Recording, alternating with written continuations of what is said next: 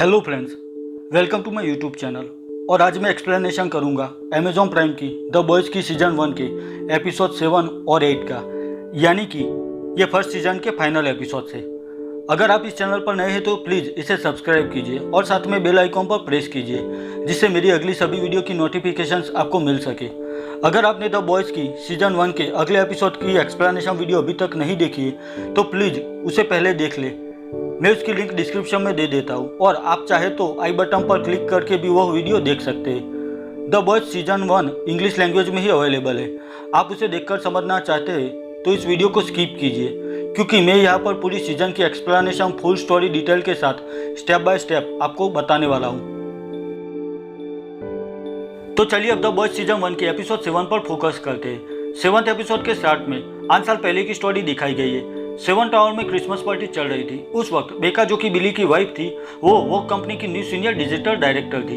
यहाँ पर बेका सभी सुपर हीरोज के ऑनलाइन एंड सोशल नेटवर्किंग के काम हैंडल करती थी। वहाँ पर होमलैंडर आता है और बेका और बिली से मिलता है। बिली उस वक्त कम्प्लीटली डिफरेंट था। अब उस दिन के बाद बेका अचानक से गायब हो जाती है। अब होमलैंडर 7 टावर में इमरजेंसी मीटिंग बुलाता है, जिसमें सभी सुपर हीरो जा जाते हैं। अब होमलैंडर सबको ह्यूई की तस्वीर दिखाता है। ह्यूई की तस्वीर देखकर स्टारलाइट शॉक्ड हो जाती है कि आखिर होमलैंडर ह्यूई की तस्वीर क्यों दिखा रहा है। अब होमलैंडर सबको कहता है कि ह्यूई स्टारलाइट का फ्रेंड है और इनविजिबल मैन का कातिल। यह बात सुनकर स्टारलाइट खड़ी हो जाती है और कोई भी आर्ग्यू कर सके उससे पहले होमलैंडर उसे चुप होकर वापस बैठ जाने के लिए कहता है। अब टीम 7 के सभी लोग स्टारलाइट पर शक कर रहे थे। तभी क्वीन मीवी खड़ी होकर स्टारलाइट को सपोर्ट करती है और कहती है कि ह्यूई सिर्फ स्टारलाइट का फ्रेंड था और ह्यूई ने झूठ बोलकर स्टारलाइट को बस यूज किया है। और क्वीन होमलैंडर को भी समझा देती है। तो होमलैंडर क्वीन से कहता है कि यह बस तुम्हारी वजह से ही मैं स्टारलाइट को आज जाने देता हूँ। अब ह्यूई पर उसके डैड का कॉल आता है। उन्हें ट्रेन ने बंदी बना लिया था, तो ट्रेन ह्यूई को अकेले ही अपने घर पर आने के लिए कहता है। ह्यूई समझ गया था कि शायद उसकी सारी डिटेल किसी तरह से ट्रेन को मिल गई है और बॉयज टीम के बाकी सभी लोगों का भी यही हाल था, क्योंकि एमएम का अकाउंट भी फ्रीज कर दिया गया था।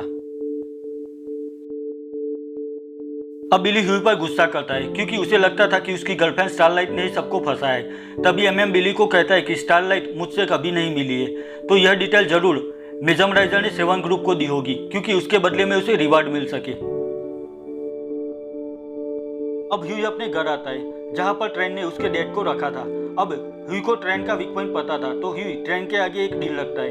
ह्यूई कहता है कि तुम्हें कंपाउंड वी जितना चाहिए उतना मैं ला सकता हूँ, पर तुम्हें गारंटी लेनी होगी कि तुम मुझे या मेरे डैड को कुछ नहीं करोगे। तो ट्रेन मान जाता है और ह्यूई के डैड को वहां से जाने देता है। अब ह्यूई ट्रेन को अपनी बातों में उलझाए रखता है। उस वक्त किमी को वहां आकर ट्रेन का पैर तोड़ देती है। उसने उतनी जोर से ट्रेन को मारा था कि बेचारे की पैर की हड्डी बाहर आ गई।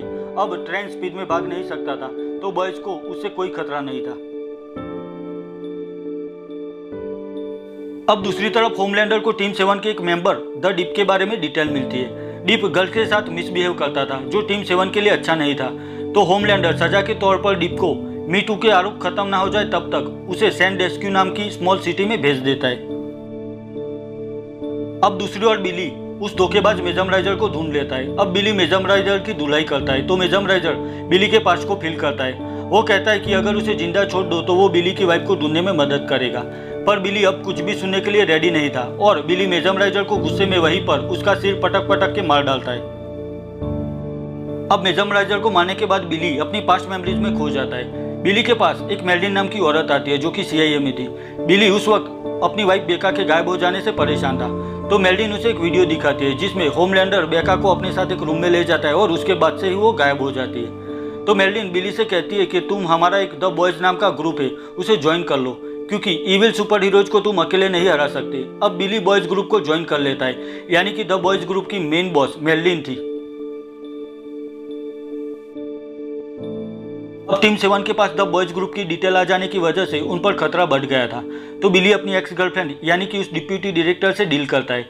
वो उन्हें प्रोटेक्शन देगी, पर बदले में बिली को कंपाउंड 7 का सैंपल और सारे प्रूफ उसे देने होंगे और होमलैंडर पर कोई एक्शन भी नहीं लिया जाएगा। तो अब ना चाहते हुए भी अपने ग्रुप को सुपर हीरो से बचाने के लिए बिली यह डील कर देता है।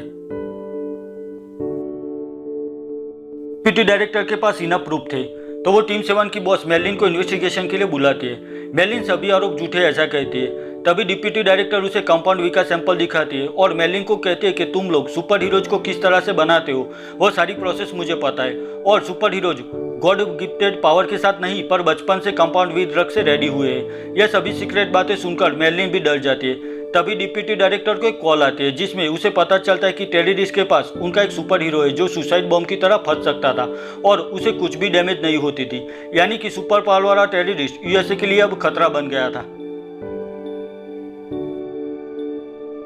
अब ह्यू स्टारलाइट को सीक्रेटली मिलता है और उसे कहता है कि है ना, तुम गॉड गिफ्टेड पावर के साथ नहीं जन्मी हो, तुम्हें भी बचपन से कंपाउंड वी ड्रग्स दिया गया था। यह सुनकर स्टारलाइट शॉक्ड हो जाती है। अब ह्यू और कुछ स्टारलाइट को बचा सके उससे पहले वहां पर बिली आता है और स्टारलाइट पर गोली चलाता है, और तभी ना चाहते हुए भी बिली के साथ ह्यू चला जाता है और यह एपिसोड यहीं पर ही खत्म हो जाता है। द बॉयज के सीजन 1 के एपिसोड 7 का नाम द सेल्फ प्रिजर्वेशन सोसाइटी है और इस एपिसोड को IMDb पर 8.9 आउट ऑफ 10 स्कोर मिला है। तो चलिए अब द बॉयज के सीजन 1 के फाइनल यानी कि एपिसोड 8 पर फोकस करते हैं। इस एपिसोड में मिलिट्री वाले टेररिस्ट पर अटैक करने के लिए आते हैं। तभी वहां पर होमलैंडर आकर उन्हें रोकता है और खुद जाकर अपनी लेजर से सारे टेररिस्ट को मार डालता है और वहां से कंपाउंड वी ड्रग का सैंपल ले आता है। अब वो सैंपल के बारे में मेडलिन और यूएस सिक्योरिटी चीफ के बीच बात होती है। चीफ कहते हैं कि यह ड्रग वो कंपनी बनाती है, तो आखिर ऐसा सीक्रेट ड्रग उन टेररिस्ट तक कैसे पहुंचा।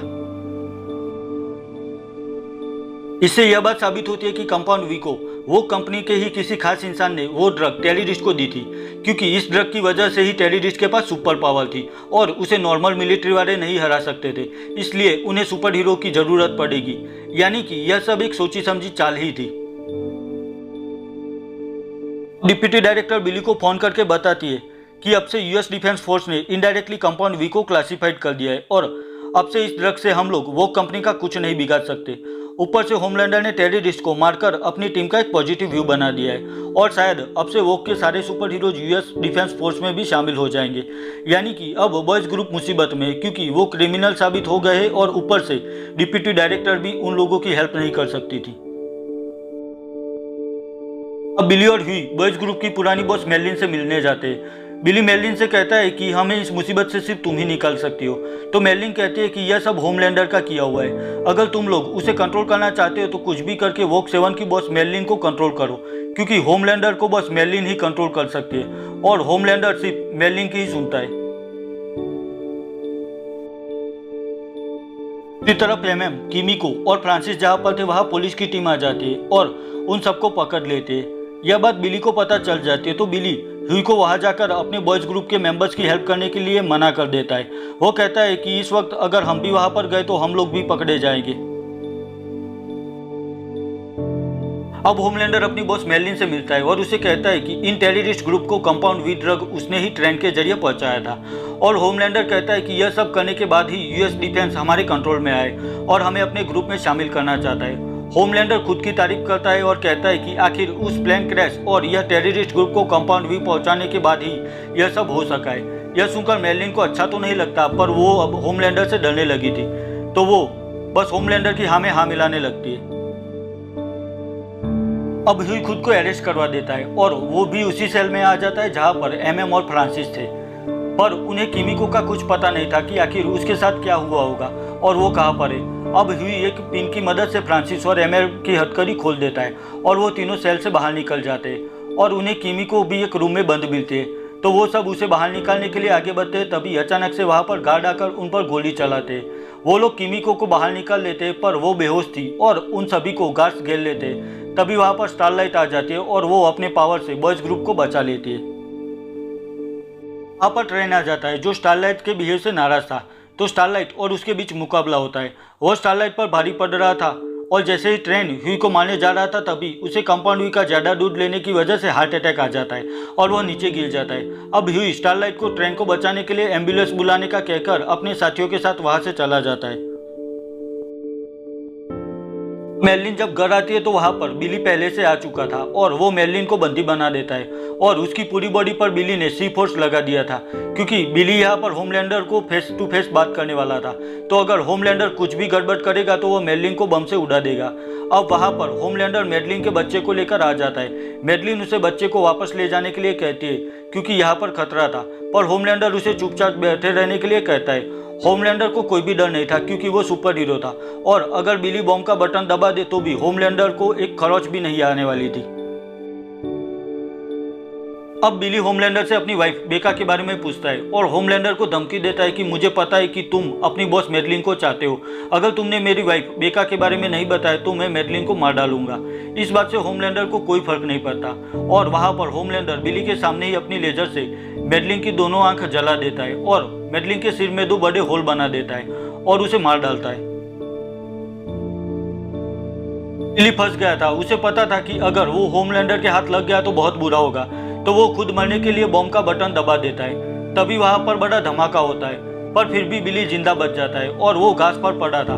तभी वहां पर होमलैंडर आता है और बिली को कहता है कि मैं तुम्हें इतनी आसानी से नहीं मरने दूंगा, और मेरे पास कुछ है जो मैं तुम्हें दिखाना चाहता हूँ। वहां पर होमलैंडर का बेटा था, पर बिली को शौक तब लगता है जब उसके सामने उसकी वाइफ बेका एकदम ठीक हालत में वहां पर थी और वो होमलैंडर के बच्चे का ख्याल रख रही थी। अब बेका भी बिली को देखती है, तो यहाँ पर बेका, बिली, होमलैंडर और उसका बच्चा हमें एक साथ दिखाए जाते हैं और काफी सस्पेंस रखकर यह एपिसोड भी खत्म हो जाता है। आज के एपिसोड 8 का नाम यू फाउंड मी है और इस एपिसोड को IMDb पर 9.1 आउट ऑफ 10 स्कोर मिला है। तो यहीं पर एपिसोड 8 के साथ ही द बॉयज की सीजन 1 की कंप्लीट एक्सप्लेनेशन खत्म हो जाती है। अब बिली का क्या होगा, आखिर बेका ने क्यों होमलैंडर को सपोर्ट किया, यह सभी सस्पेंस से पर्दा उठाने के लिए आपको द बॉयज के सीजन 2 देखनी पड़ेगी। मैं जल्द से जल्द सीजन 2 की एक्सप्लेनेशन वीडियो बनाऊंगा। आई होप कि आपको द बॉयज सीजन 1 की एक्सप्लेनेशन वीडियो पसंद आई होगी। आप वीडियो को लाइक और शेयर कीजिए, और अगर मेरे लिए कोई भी सजेशन है तो कमेंट सेक्शन में कमेंट करके मुझे बताइए। तो मिलता हूँ सीजन 2 की एक्सप्लेनेशन वीडियो में, तब तक के लिए बाय बाय।